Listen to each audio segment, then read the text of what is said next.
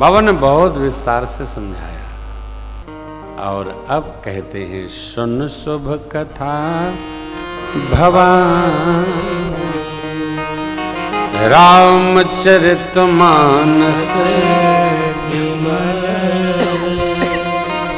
कहा भुषुंडी सुना नायक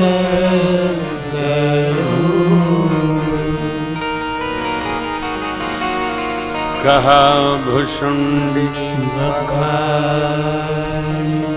सुना नायक गरुड़, सो संवाद उधार जेहि विधि भाग। उत्तरकांड में सुनहु राम अवतार, चरित परम सुंदर अनघ। पाप रहित, पाप नाशक मेरे प्रभु का चरित्र श्रवण करिए। कागभूषुंडी जी से जो गरुड़ जी का संवाद हुआ, सो संवाद उदार आगे कहा। अभिषेक के पश्चात वो कथा है। अब ये सुनिए, भगवान की कथा, भगवान का गुण अमित अपार है। थोड़ा कह के इसी को बहुत नहीं कहा जा सकता। वेद ने नाना विधि गाए। कल आपने गाया ना, बाबा याज्ञवल्क्य जी कहते हैं, चरित सिंधु गिरिजार मन वेद न पावहि पार। अरे, और रामायण 100 करोड़ अपारा।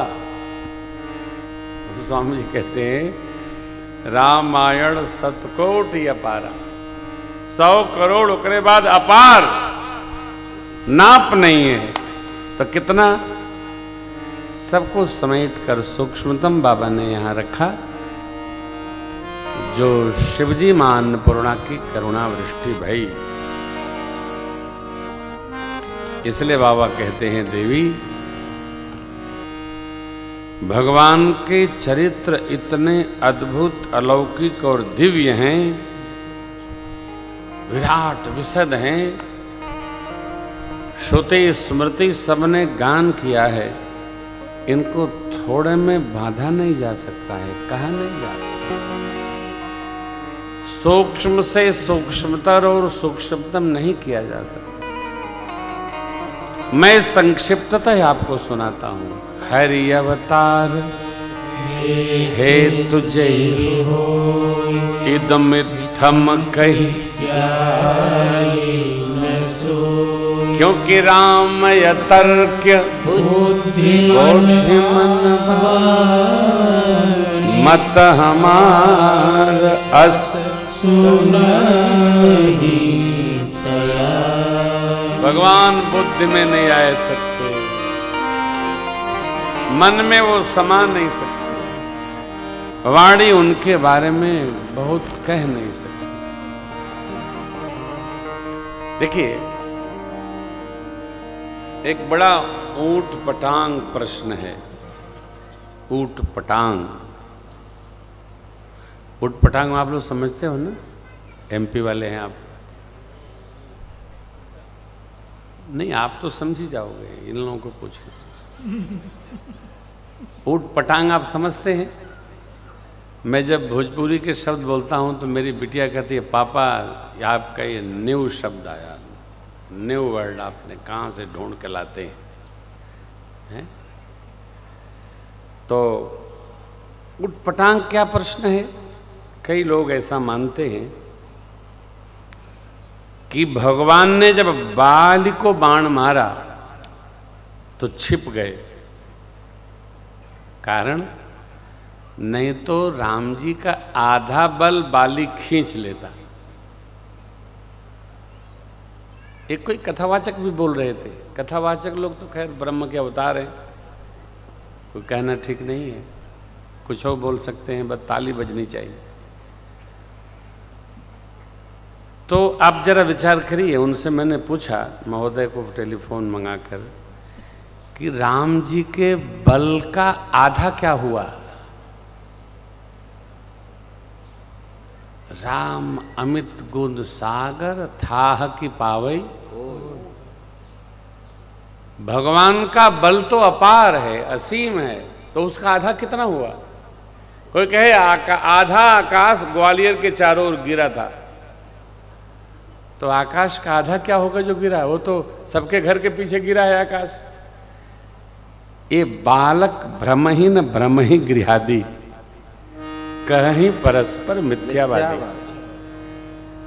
जब बच्चे घूमते हैं ना चक्री, उनको लगता है पूरा नगर घूम रहा है, फिर वो लेट जाते हैं तो कुछ नहीं घूमता है। भगवान के बल का कोई थाह नहीं, उसका आधा कर ही नहीं सकते हैं। इसलिए बाबा यहां कह रहे हैं राम अतर्क बुद्धि मन मानी, ये हमारा मत है। एक बात कहकर, राम जी के बारे में एक वाक्य कहकर आप ये नहीं कह सकते हो कि यही पूर्ण है। महाभारत जी में धर्म की परिभाषा है,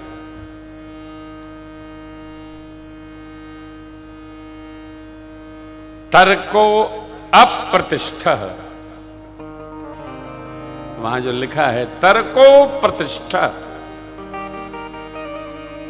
जब इच्छित रहे तो ये निकलेगा तर्को अप्रतिष्ठा। क्यों? श्रुतियः विभिन्ना, श्रुतियां अलग अलग हैं। नैको ऋषिर्यस्य मत प्रमाणम धर्मस्य तत्वं निहितं गुहायां महाजनो जैन गतः सपंथा। कोई भी तर्क देकर आप ये नहीं कर सकते यही उचित है, यही असली है, यही निश्चित है। श्रुतियां विभिन्न। सनातन धर्म की जितनी व्याप्ति बढ़ रही है उतनी निंदा भी बढ़ रही है अकारण। उसके पीछे क्या है? ये सत्य सनातन धर्म क्या है? नए काले की शिक्षा पद्धति ने बाबा हनुमान जी महाराज पाठ्य पुस्तकों से समाप्त करा दिया। हम किस धुरी में, किस धर्म में और क्यों जन्मे हैं, इसकी कोई पढ़ाई भारत एक ऐसा देश है जहां नहीं कराई जाती। पहले प्रार्थना भी होती थी, वो भी गोलमाल है भाई, सब गोलमाल। कहीं कोई भगवान का नाम न आ जाना चाहिए साहब, नहीं तो फिर मामला बिगड़ जाएगा। ये तो कहिए आप भागवत जनों की बड़ी कृपा है, हर मंदिर में अपार भक्तों का समूह, चाहे वैष्णो माता हो, चाहे तिरुपति बालाजी हो, चाहे बांके बिहारी सरकार हो, चाहे श्रीधाम अयोध्या जी कनक भवन बिहारी सरकार हो, बाबा काशी विश्वनाथ हो, महाकाल ओंकारेश्वर हो, देवी माता के 52 पीठ हैं। इन तीर्थों पर भागवतों की इतनी संख्या रहती है, उसी से सनातन धर्म उपस्थित दिखता है। नहीं तो हरियर पढ़ने ही नहीं। बच्चे पूछते हैं बाबा सनातन धर्म क्या है, पढ़ाया नहीं जाता, धर्म की पढ़ाई नहीं करनी।